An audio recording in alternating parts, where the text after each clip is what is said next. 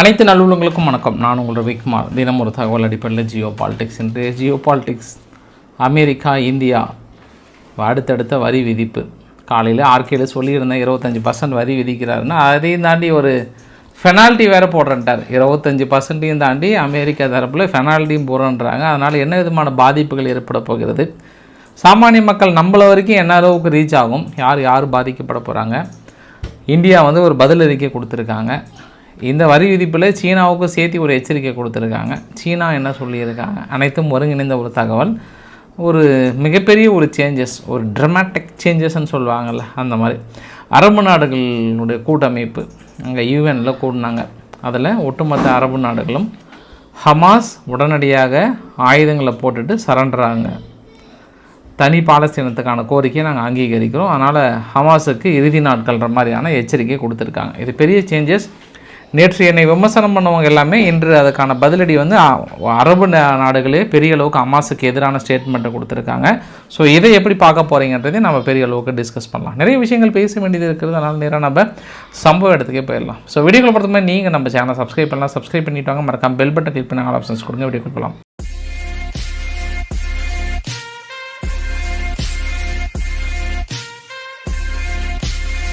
First நம்ம Donald ட்ரம்ப்போட ட்விட்டிலிருந்து போயிடலாமா?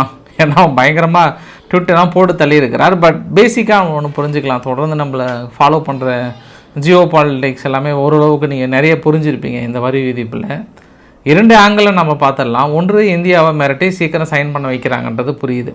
எப்படி மிரட்டுறாங்க அப்படின்னா, வழக்கமாக அவங்க ஒரு கொள்கையை ஃபாலோ பண்ணுறாங்க. இது வரைக்கும் அவங்க அக்ரிமெண்ட் போடுறன்ற பேரில் எல்லா நாடுகிட்டையும் என்ன மாதிரியான அக்ரிமெண்ட் போட்டிருக்காங்கன்னா, மற்ற நாட்டோட பொருட்கள் அமெரிக்காவுக்கு ஏற்றுமதி பண்ணாங்கன்னா ஒரு 15% வரி விதிக்கிறாங்க. அவங்களுடைய ப்ராடக்ட்டு 0% வரி. அது இல்லாமல் அவங்க இன்வெஸ்ட்மெண்ட் நிறைய பண்ணுவாங்க. இதுதான் ஜென்ரலாக ஐரோப்பாவில் தொடங்கி யூகேயில் தொடங்கி மீதி எல்லா நாடுகள்கிட்டையும் குட்டி குட்டி தீவுக்கிட்ட இதுதான் அவர் பண்ணிகிட்ருக்காங்க. பட் இந்தியா கிட்ட இன்னும் முடியல. 1 மாதமாக பேச்சுவார்த்தை நடத்துகிறாங்க. எத்தனை நாள்? 1 மாதமாக பேச்சுவார்த்தை நடத்துகிறாங்க. ஒன்று. இரண்டாவது, ரஷ்யா விவகாரத்தில் நேரடி மிரட்டலாக பார்க்கலாம். நம்ம ரஷ்யா விவகாரத்தில் நேரடி மிரட்டலாக கொடுத்து நீங்கள் எங்கள் கிட்ட தான் வாங்கணும்னு அடுத்த மிரட்டலாகவும் பார்க்கலாம்.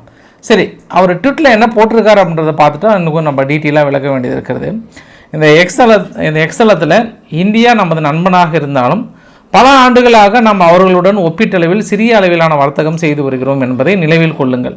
ரொம்ப முக்கியமான பாயிண்ட், நீங்களும் நோட் பண்ணிக்கோங்க. அமெரிக்காவும் நம்மளும் சிறிய அளவிலான வர்த்தக ஒப்பந்தத்தை மேற்கொண்டுருக்கிறோம். ஏனெனில் அவர்களுடைய வரிகள் மிக அதிகம். ரொம்ப முக்கியம். உலகத்திலே அது சொல்லிட்டாரு. உலகத்திலே அதிகமான வரி இந்தியா தான் போடுறாங்க நம்ம ப்ராடக்ட்டுக்குன்ட்டாங்க. ரஷ்யா உக்ரைன் போரை நிறுத்த வேண்டும் என அனைவரும் விரும்பும் நேரத்தில் ரஷ்யாவிடமிருந்து அதிக எரிசக்தி வாங்கும் நாடாக இந்தியா உள்ளது. இவை நல்லதுக்கு இல்லை அப்படின்னு போட்டு இந்த வரி 25% வரி மட்டும் இல்லாமல் நாங்கள் பெனால்ட்டி ஃபார் எபோ அப்படின்னு போட்டிருக்காரு. ஆகஸ்ட் 1 இருந்து. அப்போ அடுத்த 1 இந்த வரி இன்எஃபெக்ட்ன்ற மாதிரி சொல்லியிருக்காங்க. ஸோ எங்களுக்கும் இந்தியாவுக்கும் வர்த்தக பற்றாக்குறை அப்படின்றது ரொம்ப அதிகமாக இருக்குது, அதை சரி செய்ய வேண்டும் அப்படின்னு சொல்கிறார்.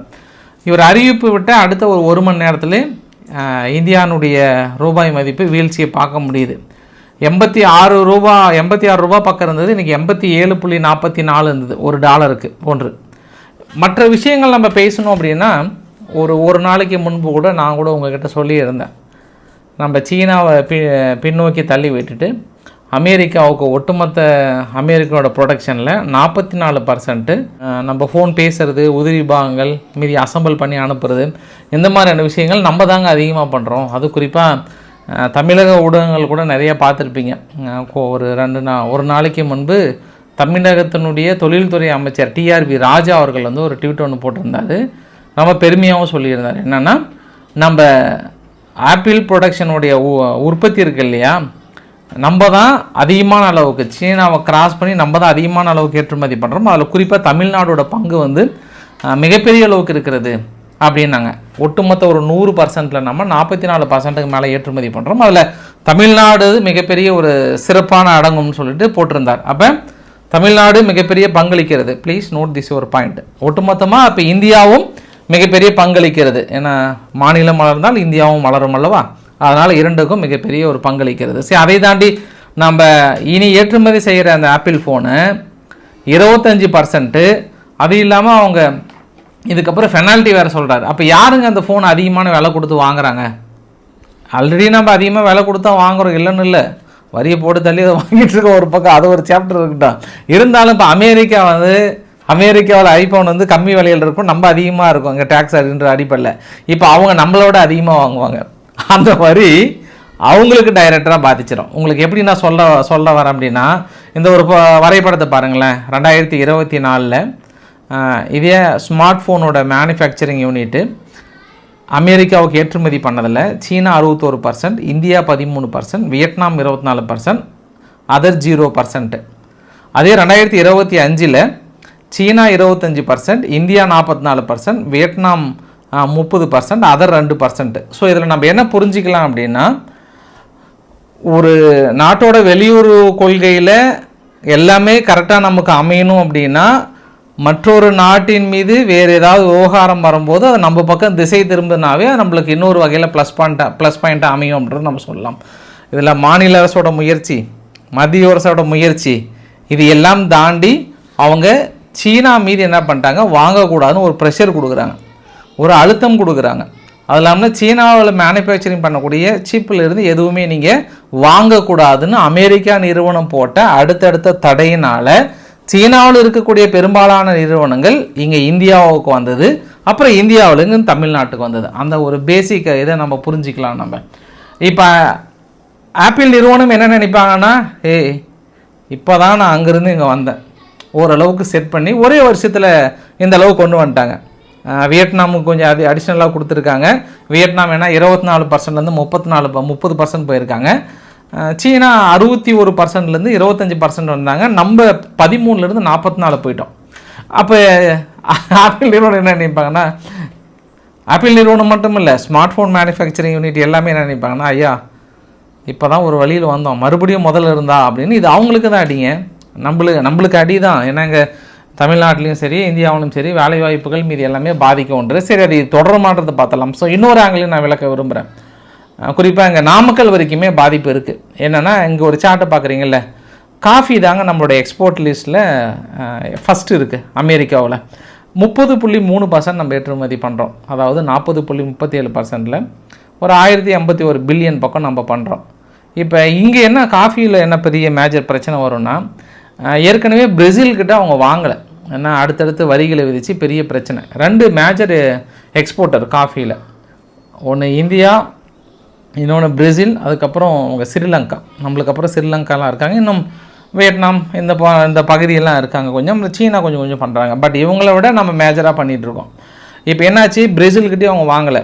இப்போ இந்தியாவதும் 25% வரி அப்படின்னா அவங்க கட்டாயம் கொடுத்து வாங்கி தான் ஆகணும். அது நம்மளுக்கு விற்பனை வந்து சரியும், அது இல்லைன்னு சொல்ல முடியாது, அதுவுமே ஒரு பாதிப்பாக.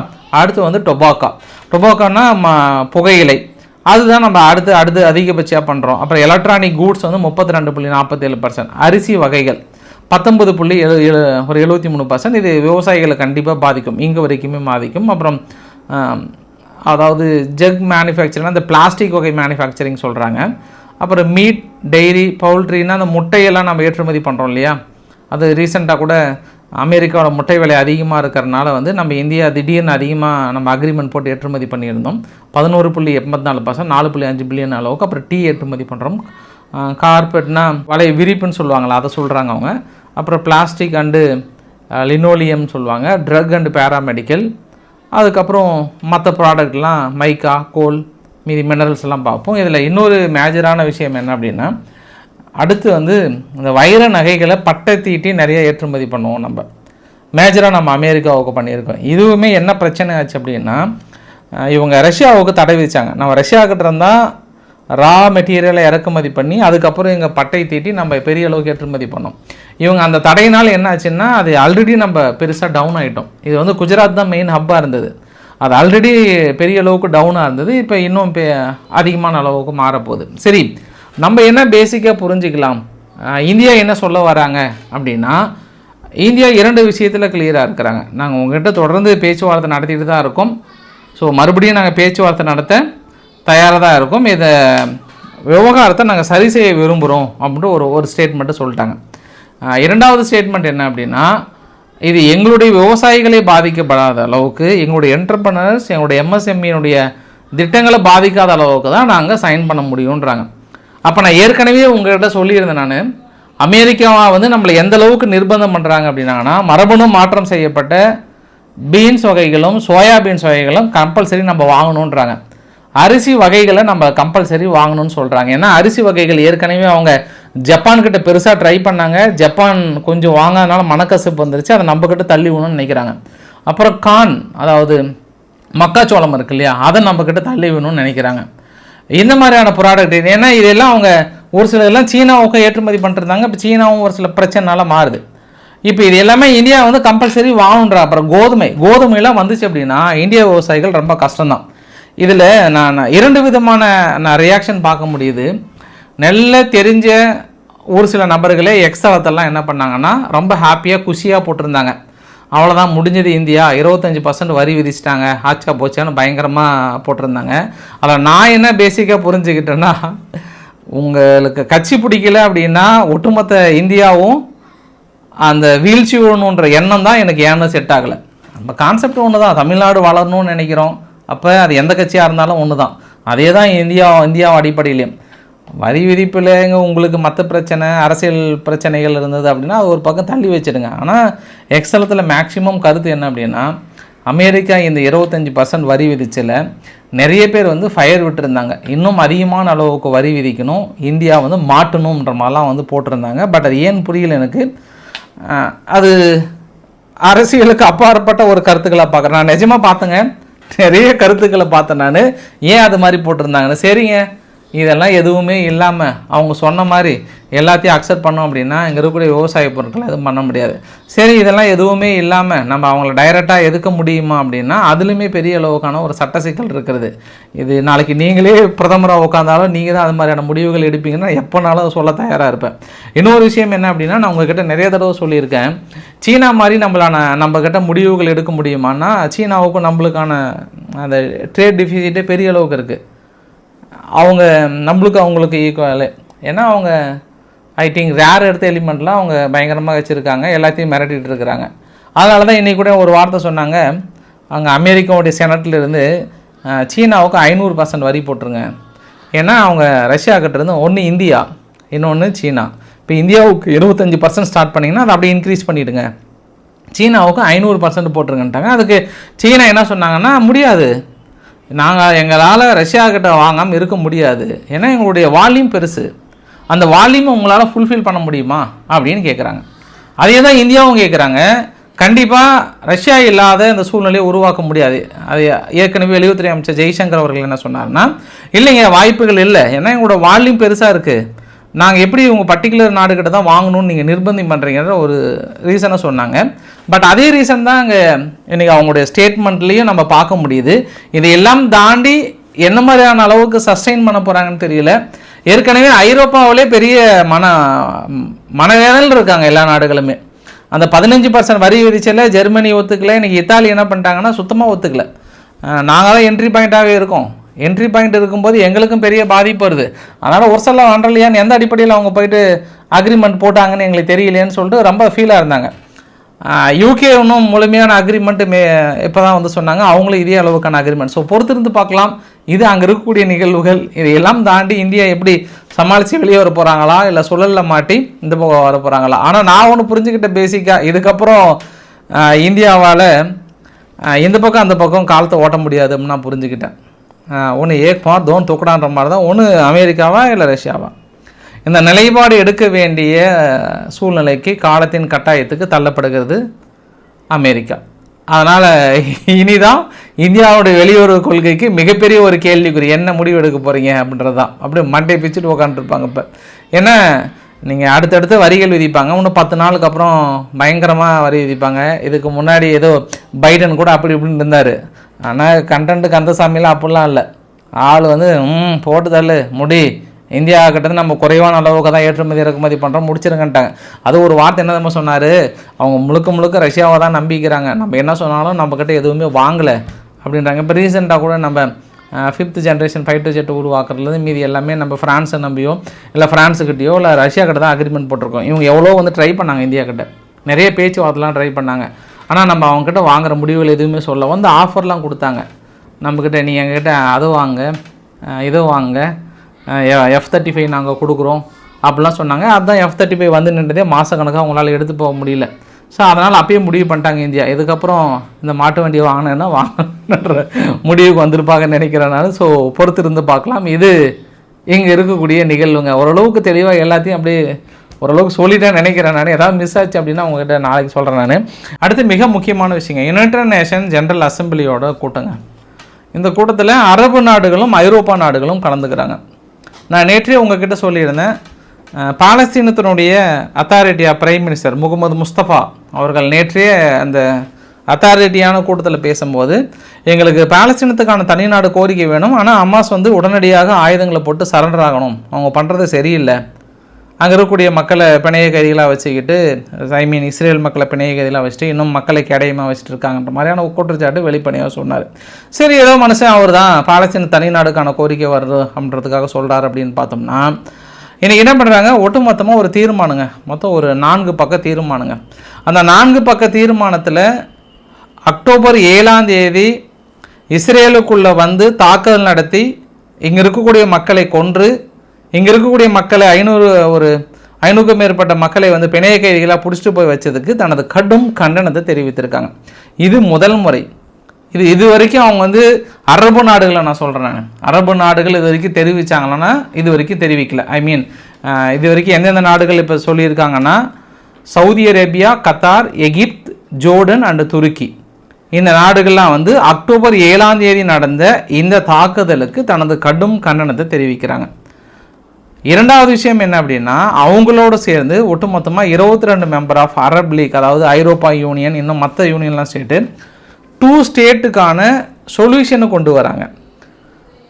பாலஸ்தீனத்துக்கான தனிநாடுக்கான கோரிக்கைகளையும் காசாவுக்கும் சரி நாங்கள் அதில் தெளிவாக இருக்கோம் அப்படின்றத இருக்குன்னு சொல்கிறாங்க. ஆனால் இந்த விவாதம் நடக்கும்போதே அமெரிக்காவும் சரி பெஞ்சமின் நெதன்யாகு அவர்களும் சரி வெளிநடப்பு செஞ்சுட்டு அமெரிக்கா தரப்பில் ஒரு விளக்கமும், இன்றைக்கி ட்ரம்ப் தரப்பில் என்ன ஒரு விளக்கம் கொடுத்தாங்கன்னா, பாலஸ்தீனத்துக்கு தனிநாடுக்கான கோரிக்கையை நம்ம அங்கீகரித்தோம் அப்படின்னா ஹமாஸ் பிணை கைதிகளை பிடிச்சிட்டு போயிட்டு அந்த தாக்கல் நிகழ்த்த வந்து அங்கீகரித்த மாதிரி ஆகிடும். டைரெக்டாகவே ஹமாஸை அங்கீகரிக்கிற மாதிரி இருக்கும், அதனால் நாங்கள் ஏற்றுக்க மாட்டோம் அப்படின்னு சொல்லிட்டாங்க.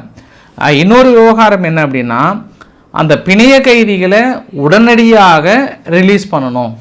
இதில் இன்னொரு குறிப்பும் பார்த்துக்கோங்க, நேற்று நான் வெளியிட்ட வீடியோ பதிவுக்கு நிறைய பேர் சந்தேகங்களை கிளப்பினீங்க, ஃபேக் வீடியோன்ற மாதிரிலாம் சொன்னாங்க, ஒரு சிலர் வந்து என்னை வசையும் பாடினீங்க இல்லையா. ஆனால் இன்றைக்கி இந்த 3 பக்க 4 பக்க ஸ்டேட்மெண்ட்டில் என்ன சொல்லியிருக்காங்கன்னா, அங்கே இருக்கக்கூடிய மக்கள் உணவு பஞ்சத்துக்கான மற்றொரு காரணம் ஹமாஸ். ஏன் அப்படின்னா, அவங்க இங்கேருந்து கொண்டு அதாவது உணவுப் பொருட்களை அவங்க கொண்டு போய் வச்சுக்கிறதா இருக்கட்டும், இல்லை பொதுமக்களை கேடயமாக பயன்படுத்துகிறதா இருக்கட்டும், இல்லை தொடர்ந்து ஆஸ்ட்ரேலியஸ் அவங்க கிட்ட இருக்கிறனால தான் இஸ்ரேல் இந்த தாக்குதலை நிகழ்த்துறாங்க அப்படின்ற கோணத்தில் தான் இந்த தீர்மானத்தை நிறைவேற்றிருக்காங்க. நான் நேற்று சொன்னதுக்கும் இன்றைக்கி அவங்க தீர்மானத்தை நிறைவேற்றினதுக்கும் அப்போ நிறைய பேர் என்ன விமர்சனம் பண்ணாங்கன்னா, நீ வந்து இஸ்லாமுக்கு எதிராக நீ சொல்கிற உன் வார்த்தையிலே தெரியுது உனக்கு கொஞ்சம் கூட பிடிக்கல அப்படின்னா, அப்போ இஸ்லாமிக் நாடுகளே இந்த ஒரு ஸ்டேட்மெண்ட்டை சொல்லும்போது நீங்கள் என்ன சொல்ல வரீங்க? இஸ்லாமிக் நாடுகள் மட்டும் இல்லை, நான் உங்களுக்கு அண்டர்லைனும் பண்ணியிருக்கேன் பாருங்கள், ஐரோப்பா, Egypt, Qatar, Jordan, Turkey, Indonesia, UK, Canada, அயர்லாந்து, Spain, Italy, Japan, Brazil, Mexico, Norway, Senegal, இவங்க ஒட்டுமொத்தமும் டிக்ளரேஷன் பண்ணியிருக்காங்க. அக்டோபர் 7ஆம் தேதி நடத்தப்பட்ட தாக்குதலும் ஹமாஸ் பிணைய கைதிகளை உடனடியாக விடுவிக்க வேண்டும், அங்கே இருக்கக்கூடிய மக்களுக்கான அந்த உணவு பஞ்சம் மீது எல்லாத்துக்கும் காரணம் ஹமாஸ் தான்ற முறையில் இந்த தீர்மானத்தை கொண்டு வந்திருக்காங்க. இதில் 1000 விமர்சனங்கள் வைக்கப்பட்டாலும் துருக்கி அதிபர் எர்டகன் அவர்கள் மட்டும் அங்கே ஆமான்னு சொல்லிட்டு வெளியே வந்து என்ன சொன்னாருன்னா, இல்லை 1967 ஒரு பார்டர் ஒன்று வகுத்தோம், அந்த பார்டரை அவங்க பாலஸ்தீனத்துக்கு அத்தாரிட்டி கொடுத்தா மட்டும்தான் எங்கள் ஹமாஸுக்கு எதிரான நடவடிக்கையை நான் டிசால்வ் பண்ணுறதுக்கு ஒத்துக்குவோம், இல்லைனா நாங்கள் ஒத்துக்க மாட்டோம் அப்படின்றாங்க. சரி, இது அவங்க பிற்காலத்தில் என்ன எடுக்க போகிறாங்கன்னு தெரியல. இவங்களோட ஒட்டுமொத்த ஸ்டேட்மெண்ட்டும் ஹமாஸ் எப்படி பார்க்குறாங்க, இதுக்கப்புறம் என்ன பார்க்க போகிறாங்க, பட் உங்களோட கருத்துக்களை இப்போ எனக்கு சொல்லுங்கள். நான் ஏன் இதை சொல்கிறேன் அப்படின்னா, நான் இன்னும் உங்களுக்கு நான் நிறைய விளக்க விரும்புகிறேன். நான் ஐயா, ஒரு சில உண்மைகள் வந்து நிச்சயமாக கசக்கத்தாங்க ஐயா செய்யும், ஆனால் அந்த உண்மைகளை நம்ம ஏற்றுக்கொண்டாக வேண்டும். இப்போ யூகேவுடைய கிறிஸ் ஸ்டார்மர் அவர்கள் நேற்று என்ன சொன்னார்னா, காசாவில் நிலவும் மோசமான சூழ்நிலையை முடிவு கொண்டு வர வேண்டும், இஸ்ரேல் நடவடிக்கை எடுக்காவிட்டால் செப்டம்பரில் இருந்து நாங்கள் தனி நாடுக்கான தீர்மானத்தை நாங்கள் கண்டிப்பாக அங்கீகரிக்கிறோன்றாங்க.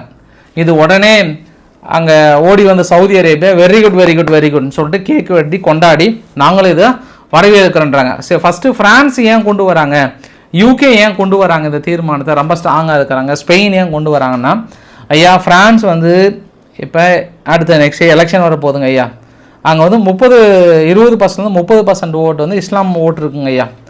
ஆனால் அவங்களுடைய மரியன் லீபன் இருக்காங்கல்ல, அவங்க ஒரு வெளிப்படையாகவே இஸ்லாமுக்கு எதிரான ஒரு கொள்கை வைத்திருக்காங்க. அதனால் இவங்க என்ன நினைக்கிறாங்கன்னா, அது ஸ்டேட்டுக்கான சொல்யூஷன் வந்து அவ்வளோ சீக்கிரம் அமெரிக்கா எதிர்த்து நம்மளால் கொண்டு வர முடியுமோ முடியாதோ, ஆனால் இது வந்து எலெக்ஷனுக்காக கொண்டு வராங்கன்றதை பியூராக நான் பார்க்குறேன். இன்னொரு விஷயம் என்ன அப்படின்னா, இதே வேலையில் அமாஸை வந்து டிசாம் பண்ணலான்ற முடிவுகளும் கொண்டு வந்திருக்காங்க. ஒன்று சரி, கிறிஸ் ஸ்டார்மர் அவர்கள் வேறு வழியில் அவர் எடுத்து தான் ஆகணும். ஏன்னா லேபர் பார்ட்டியில் இன்றைக்கி அவங்களோட எம்பிஸில் ஒட்டுமொத்தமாக கால்குலேட் பண்ணால் 30%க்கு மேலே இருக்கிறாங்க.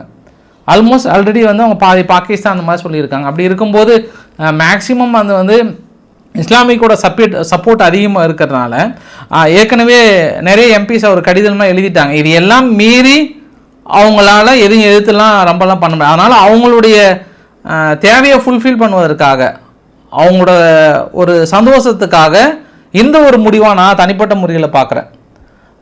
ஆனால் இதில் அவங்க கான்சிக்வெண்ட்டாக ரொம்ப ஸ்ட்ராங்காக இருப்பாரா கிறிஸ் ஸ்டார்மர் அப்படின்னா அது அமெரிக்காவை பொறுத்து தான் இருக்குது. ஐயா இன்று கூட கனடா ஓடி வந்து பெரிய ஸ்ட்ராங்கெல்லாம் எதிர்ப்பெல்லாம் தெரிவிக்கிறாங்க. ஆனால் கனடா இன்றைக்கி கூட என்ன சொல்கிறாங்கன்னா, பெரிய அளவுக்கான ஆயுதங்களை தொடர்ந்து இன்று வரை இஸ்ரேலுக்கு கொடுத்துட்டு தான் இருக்காங்க. அது இன்றைக்கி வெளிப்படையாகவே அவங்க ஆடிட்டிங் ரிப்போர்ட்டில் சொல்லியிருக்காங்க. கனடா தொடர்ந்து இஸ்ரேலுக்கான ஆயுதங்களை கொடுக்குறாங்கன்றாங்க. ஈவன் ஜெர்மனியினுடைய ஃப்ரைட் ரைஸ் கூட என்ன சொல்லியிருக்கிறாருன்னா, பாலஸ்தீனத்துக்கான அந்த அத்தாரிட்டி, அந்த கோரிக்கை, தனிநாடுக்கான கோரிக்கையும் சரி, வெஸ்ட் பேங்கையும் சரி தொடர்ந்து ஆக்குபைடு பண்ணிங்க அப்படின்னா இஸ்ரேலை கடுமையாக எதிர்க்க வேண்டியது இருக்குன்றாங்க. இந்த ஸ்டேட்மெண்ட் எல்லாம் எத்தனை நாளைக்கு நிலைப்பாடில் அவங்க ஸ்ட்ராங்காக இருக்காங்கன்னு நீங்கள் நினைக்கிறீங்க? நீங்கள் எல்லாமே அந்தந்த அரசியல் நிலைப்பாடில் அவங்கவுங்க அந்தந்த நாட்டில் தக்க வைப்பதற்காக வெளியிடப்படுகிற ஒரு அறிக்கை மட்டும்தான். இவ்வளோ ஏங்க அரபு நாடுகளே சும்மா தூங்கி எந்திரிச்சு தனது கண்டனம் மட்டும் தெரிவிச்சுட்டு இருக்கும்போது அது கடைசியில் என்ன நடக்குன்றது நீங்கள் பாருங்கள். அது காலத்தின் கட்டாயம், அது நிகழ்ந்தே தான் தீரும். இன்னொரு விஷயம் கூட நான் உங்ககிட்ட சொல்கிறேங்க. நியூயார்க் டைம்ஸ், நான் உங்ககிட்ட ஒரு அம்மா வந்து ஒரு புகைப்படத்தை காட்டி அது பெரிய அளவுக்கு வைரலாக இருந்தது. கடைசியில் நியூயார்க் டைம்ஸ் வந்து அது ஒரு வகையான டிசார்டருங்க அப்படின்ற மாதிரி சொன்னாங்க. அப்பயும் ஒரு சில சொன்னாங்க இல்லைங்க அதில் டிசார்டர்லாம் போடல, அந்த அதாவது ஸ்டார்வேஷன், அந்த குழந்தை வந்து ரொம்ப பஞ்சத்தால் தான், இவங்க உணவு கொடுக்காதனால தான், வேண்டுமென்றே இஸ்ரேல் நிறுத்தினால தான்ன்ற மாதிரி ஒரு பக்கம் எழுதினாங்க. நியூயார்க் டைம்ஸே பார்த்தோன்னா 2 பப்ளிகேஷன் வருது. எல்லா பத்திரிகைகளும் 2-3 பப்ளிகேஷன் வைத்திருக்காங்க. அந்த 2-3 பப்ளிகேஷனை நேற்று உங்களுக்கு ராய்டர்ஸ் கூட நான் சொல்லியிருந்தேன். நான் ஏசிய பப்ளிகேஷன்லேயே 2 வைத்திருக்காங்க. ஒரு பக்கம் 2 men கில்டுன்னு போடுறாங்க அங்கே காஷ்மீர் நடந்ததில், இன்னொரு பக்கம் டெரரிஸ்ட் கில்டுன்றாங்க. அதே மாதிரி அந்த பத்திரிகைகளில் இன்னொரு பக்கம் என்ன எழுதியிருந்தாங்கன்னா, அந்த அம்மா கூட குழந்தை வந்து அவனுடைய எங்கு குழந்தை வந்து நல்லா தான் இருக்காங்க, ஆனால் இந்த குழந்தை வந்து அது டிசார்டர் தான் காரணம். அதுக்கு 2-3 வகைகளை பிரித்தோம் அப்படின்னா, அந்த அவங்க மேரேஜ் பண்ணிக்கிறாங்கல்ல அதிலே வந்து அவங்க க்ளோஸ் ரிலேஷன்ஸ்லேயே தொடர்ந்து இந்த மாதிரியான கல்யாணங்கள் பண்ணும்போது இந்த மாதிரியான காம்ப்ளிகேஷன் வந்து தொடர்ந்து வருது. ஸோ இந்த மாதிரியான டிசார்டர், க்ளோஸ் ரிலேஷன் மேரேஜ், அது இல்லாமல் இந்த மாதிரி டிசார்டர் கொண்டு வந்து ஸ்டார்விங்கோட கம்பேர் பண்ணிட்டு இருக்காங்கன்ற ஒரு விளக்கத்தை இன்றைக்கி வந்து கொடுத்துருந்தாங்க. வெதர் இது வந்து உண்மை பொய் அப்படின்றதெல்லாம் நான் உங்ககிட்ட நான் சப்மிட் பண்ணிடுறேன் நான். ஆனால் இந்த ஒரு விவகாரத்தையும் அப்புறம் பிபிசியினுடைய ரிப்போர்ட்டர் கூட இன்ஸ்ட்ரக்டர் கூட என்ன சொல்கிறாங்கன்னா, எங்களுக்கு பெருசாக அங்கேருந்து வந்து இந்த இஸ்ரேல் தான் காரணன்றதை ப்ளேம் பண்ணுற மாதிரி எழுதுங்கன்னு எங்களுக்கு வந்து ப்ரெஷர் கொடுக்குறாங்க அப்படின்னு பிபிசியோட ரிப்போர்ட்டர் இன்றைக்கி வெளிப்படையாக சொல்கிறாங்க. ஸோ இதையெல்லாம் பார்க்கும்போது அங்கே காசானுடைய எம்பசி ரிப்போர்ட் என்ன சொல்கிறாங்கன்னா, எங்களுக்கு ஒரு நாளைக்கு ஆக்சுவல் ரிப்போர்ட் சொல்கிறேன், ஒரு நாளைக்கு எங்களுக்கு ஒரு 600 ட்ரக்கு தேவைப்படுது. ஆனால் இப்போ வர்றது 30-40 கூட இல்லை. அதுலேயும் முன்னாடியே அவங்க பெரிய அளவுக்கு மக்கள் வந்து எடுத்துக்கிறாங்க. அதையும் மீறி இங்கே வந்தது அப்படின்னா ஒரு சில பிரச்சனைகள் இருக்குது. அதனால் எங்களுக்கு 600 ட்ரக்கு உள்ளே அனுப்புங்கன்றாங்க. ஆனால் ட்ரக்கு உள்ளே வந்துட்டுருக்கு. இன்றைக்கி என்ன பண்ணிட்டாங்க, லேடிஸ் எல்லாம் தனியாக பிரித்து வச்சுட்டாங்க, ஜென்ஸ் எல்லாம் ஒரு பக்கம் இருந்தாலும் அவங்க ட்ரக்குக்காக வெயிட் பண்ணிகிட்டு இருக்காங்க. ஒரு சிலர்லாம் என்ன பண்ணாங்கன்னா என்னென்னலாம் பொருட்கள் இருக்குதுன்னு சொல்லிட்டு அங்கே எடுத்து வீடியோ பதிவாக போட்டுட்டு இருந்தாங்க. இருந்தாலும் முறையாக அங்கே இருக்கக்கூடிய மக்களுக்கு சென்று அடைகிறதா என்றால் இன்னும் முழுமையான உணவுகள் சென்று அடையவில்லை என்று கூறுகிறது. ஆனால் இஸ்ரேல் என்ன சொல்லுகிறது என்றால் முழுமையாக சென்றடைந்து கொண்டிருக்கிறது. இன்னைக்கு கூட மேலேருந்து அந்த இது போடுவாங்கள்ல, பேராஷூட் கட்டி இறக்குவாங்கல்ல, அதில் கூட பார்த்தேன். பட் அதில் ஒரு வீட்டின் மீது விழுந்தது, அதில் கூட ஒரு குழந்தையோ ஏதோ இறந்து போனதா அன்றைக்கி இஸ்ரேல்கிட்ட பாருங்கள், அங்கே பாலஸ்தீன தரப்பில் வந்து சொல்லியிருந்தாங்க. ஸோ ஒரு பக்கம் உணவுகள் கொடுக்கப்பட்டிருக்கிறது, இன்னொரு பக்கம் பெரிய அந்த பிரச்சனைகள் அங்கே உள்ளுக்குள்ளே போயிட்டு தாங்க இருக்குது. அதை இவங்க எப்படி நிவர்த்தி பண்ணி எப்படி கொண்டு வர போகிறாங்கன்னு தெரியல காசாவுக்குள்ளார. ஆனால் இன்றைக்கி அங்கே காசாவுக்குள்ளே இருக்கக்கூடிய ஹெல்த் மினிஸ்டர் சார்பாக என்ன சொன்னாங்கன்னா, இன்று ஒரு நாள் நடத்தப்பட்ட தாக்குதலில் 103 பேர் பக்கம் பாலஸ்தீனம் கொல்லப்பட்டதாகவும் அதில் 60 பேர் உணவுக்காக காத்திருந்தவர்கள் அப்படின்ற மாதிரியான ரிப்போர்ட். பட் இன்று வந்து அதாவது நேற்று உணவு இல்லாமல் இறந்ததில் 67 87 சம்திங் சொன்னாங்களே, நான் அந்த மறந்துட்டேன் நான். பட் இன்றைக்கி உணவு இல்லாமல் இறந்ததில் யாரும் இல்லைன்றாங்க.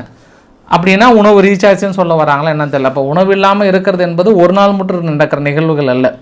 அது அப்படியே நேற்று 60 பேர்னால் இன்றைக்கி ஒரு 30 பேராவது இருப்பாங்க, அடுத்து 20 பேராவது இருப்பாங்க.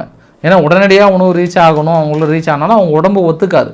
ஃபுல்லாக ஸ்டார்விங்கில் இருந்துட்டு திடீர்னு உணவுப் பொருள் எடுத்துக்கிட்டால் கூட அதுவே அவங்களுக்கு விஷயமாக மாறிடும். அதுவுமே இறக்க வாய்ப்புகள் இருக்குது. அப்படி இருக்கும்போது அப்போ நேற்று கொடுத்த ரிப்போர்ட் நீங்கள் உண்மை அப்படின்னு தான் இன்றைக்கி அந்த ரிப்போர்ட் வந்திருக்கணும். ஆனால் இன்றைக்கி தாக்குதலில் தான் இருந்திருந்தாங்க, உணவுக்காக வெயிட் பண்ணவங்க தான் இருந்திருந்தாங்கன்ற ஒரு ரிப்போர்ட்டையும் வந்து கொடுத்துருந்தாங்க அடிஷ்னலாக. தொடர்ந்து அமெரிக்கா இஸ்ரேலுக்கான ஆயுதங்களை ஒரு 17.9 பில்லியனுக்கு மேலே ஆயுதங்கள் வந்து பெருசாக ஒன்றும் கொடுத்துட்டு தான் இருக்காங்க இஸ்ரேலுக்கு. இன்றைக்கி ரஷ்யா வர அடிச்சுலாம் பகிர் ஒரு குண்டு போட்டாங்க. ஈரான் தயாராக இருங்க, ஐ திங்க் அமெரிக்காவும் இஸ்ரேலும் மறுபடியும் தாக்கல் நடத்துறதுக்கு பிளான் பண்ணுறாங்கன்ற மாதிரி சொன்னாங்க. எனக்கு இப்போ அது கொஞ்சம் நான் ஹோல்டு பண்ணுறேன். ஏன்னா ஃபஸ்ட்டு நான் கான்ஃபிடென்ட்டாக சொன்னேன். நான் அதில் ஒரு சில உள்ளடி வேலைகள் செஞ்சிட்ருக்காங்க. அவங்க ஃபுல் அண்ட் ஃபுல் வந்து எப்படி அந்த தாக்கல் நிகழ்ந்தது, அதை என்ன மாதிரி தடுக்க முடியுன்ற அளவுக்கு போயிட்டுருக்காங்க. அது அவங்க சரி செய்கிற வரைக்கும் அதை அப்படியே பேசிகிட்டு இருப்பாங்கன்னு நினைக்கிறேன் நான். எலெக்ஷன் வரணுமா, அதை நெருங்கணுமா, அந்த சமயத்தில் இதை கையில் எடுப்பாங்கன்னு நினைக்கிறேன் நான். இப்போதைக்கு எதுவும் இல்லை.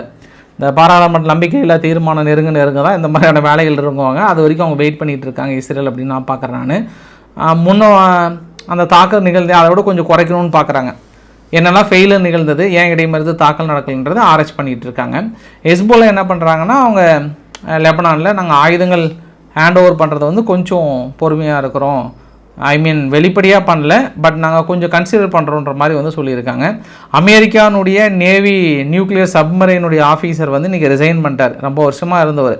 காசானுடைய ஜெனசைடுக்கு காரணம் கடந்த 22 மாதங்களாக தொடர்ந்து அமெரிக்கா உதவி செய்கிறனால என்னால் பொறுத்து கொள்ள முடியவில்லை, நான் முடிச்சுக்கிறேன்ட்டாங்க.